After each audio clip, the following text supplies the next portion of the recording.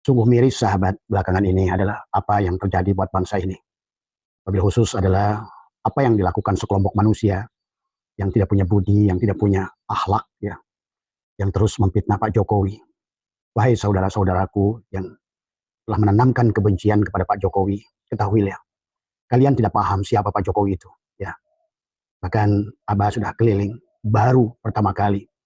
Ya, saya keliling Eropa, saya keliling ke beberapa negara Asia Tenggara, yang mana mereka selalu berkata, sungguh beruntung Indonesia punya presiden seperti Jokowi. Sadar atau tidak sadar, atau barangkali kalian tidak mengerti, betapa hebatnya apa yang telah dilakukan beliau selama 2 periode memimpin ini. Silakan kalian yang membencinya, tapi sekarang menikmati jalan tol di seluruh wilayah Indonesia. Silakan kalian yang membencinya, tapi kalian para petani menikmati bendungan-bendungan yang dibangunnya. Silakan kalian membencinya, tetapi kalian merasakan betapa nyamannya bandara-bandara di seluruh Indonesia. Silakan kalian membencinya, tapi kalian lihatlah perbatasan-perbatasan yang ada di seluruh wilayah Indonesia, kita bangga. Silakan kalian membencinya, tetapi pada dasarnya tak satupun presiden yang betul-betul tegas dalam melaksanakan segala apapun. Beliaulah presiden yang membubarkan HTI, yang membubarkan FPI, segala perkara-perkara yang akan mengganggu kedamaian, ketertiban, adalah kesejahteraan rakyat Indonesia. Beliaulah presiden yang siap dihina, beliaulah presiden yang siap dimaki, dan beliau adalah presiden yang menurut Abah adalah yang sangat dewasa secara ruh, sahabat. Belakangan ini muncul orang-orang yang tidak beradab dengan, karena kita paham lah Pak Jokowi itu adalah masih muda, ya, apalagi memiliki anak Gibran yang sekarang juga adalah wapres, memiliki anak adalah menantu Bobi yang sekarang menjadi gubernur Sumatera Utara. Tentu adalah bagi mereka ya adalah ketakutan, karena pada dasarnya adalah Pak Jokowi adalah orang yang kalau kalian silakan kalau tidak setuju dengan Abah, tapi Abah melihat secara dohir dan batin. Abah sering ke Malaysia, orang Malaysia sering berkata, kalau seandainya boleh ditukar, semua Perdana Menteri adalah di Malaysia dengan satu Pak Jokowi, maka kami akan lebih senang memiliki Pak Jokowi. Sahabat, ya, Abah berkeliling ke Cina, kemana. Baru kali itulah orang bicara banyak. Bahkan Biden pun bicara banyak tentang Pak Jokowi.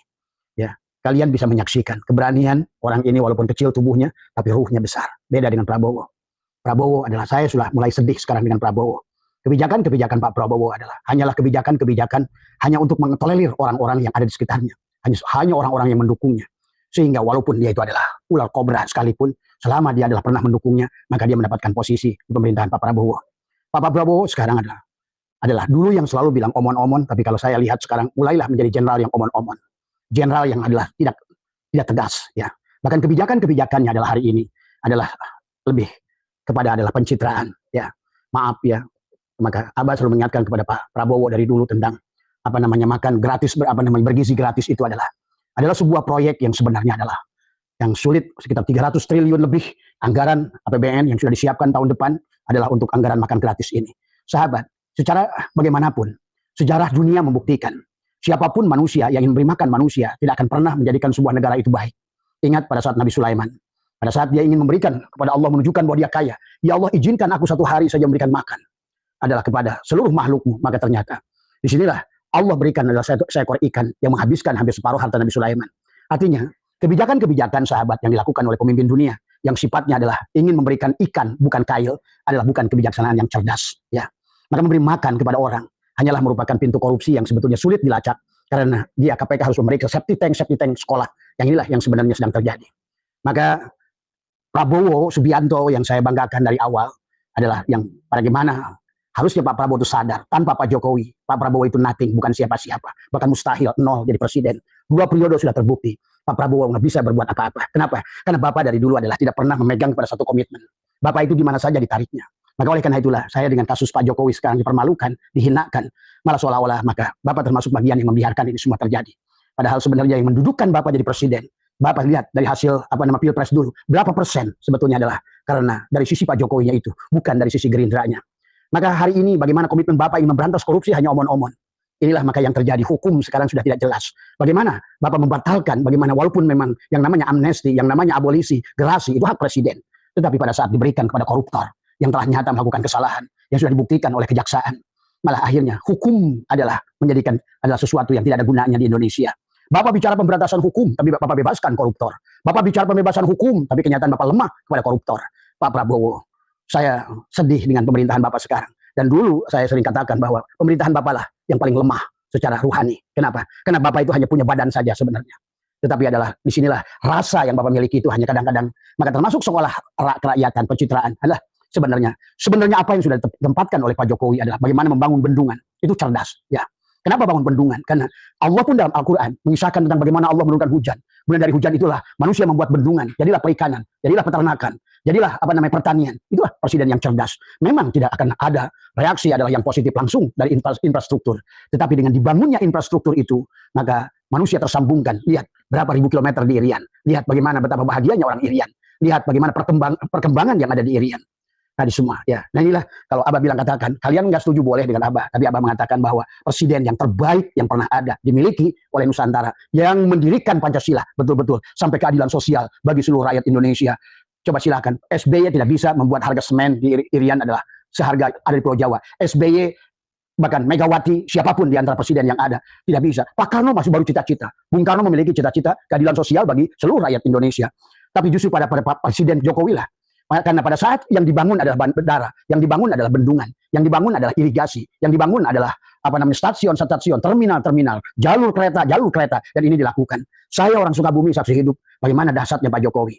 Berapa presiden merencanakan jalan tol adalah buat Cimi ke Sukabumi, tapi hanya Jokowi yang tidak punya perhitungan, yang tidak pernah memperhitungkan untung dan rugi, dan mengajak mereka adalah para pembangun itu adalah walaupun adalah dengan biaya yang berat, tetapi adalah demi keadilan sosial, maka jalan tol terbangunlah, bahkan sekarang sudah sampai ketiga, sudah sampai ke Sukabumi. Inilah sahabat ya yang harus dipahami oleh kita.